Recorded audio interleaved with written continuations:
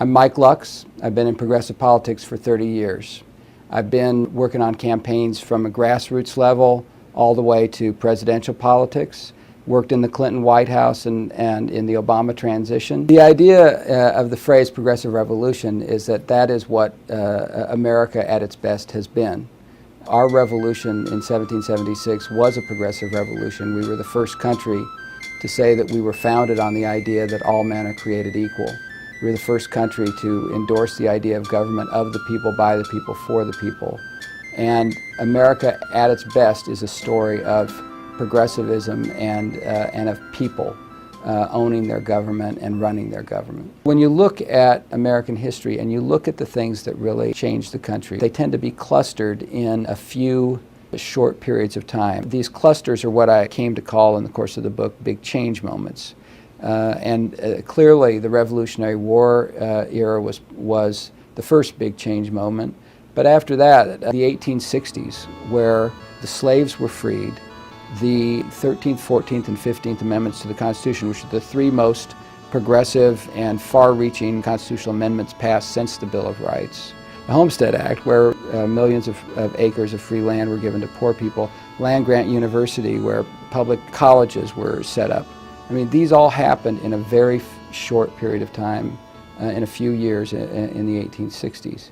The next big change moment was the Progressive Era, where Teddy Roosevelt and suffragists and Woodrow Wilson and the great progressive leaders of that era dramatically changed the way government worked, broke up the big corporate trusts, created food safety and consumer safety programs for the first time, created the national park system, gave women the right to vote, most importantly.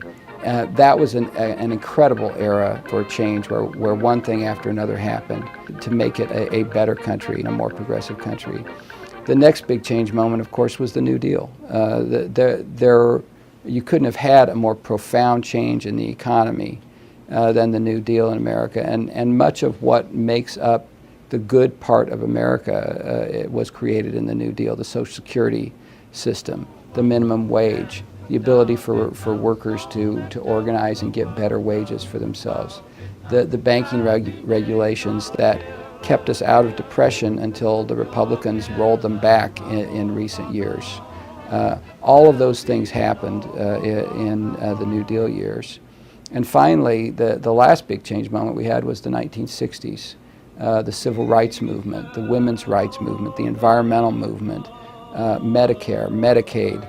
All of those things happened at the same time in history, and it wasn't an accident. All of those movements came together and really changed America for the better and for the long run. The progressive activist space is always going to want more, and they should. Martin Luther King had his fights with the Kennedys and with LBJ, but they worked together at key times and got things done. That's the history of American progress, and we need a progressive movement that demands progressive change, that calls for it, that pushes for it, but that also works constructively and thoughtfully with the Obama administration in getting it done. My advice to the Obama administration is to think big. I think we're at a moment where we could make major, profound change in this country, where we could truly change it so that the country is far better than it is today. But they've got to seize that moment, and they've got to think big in doing it.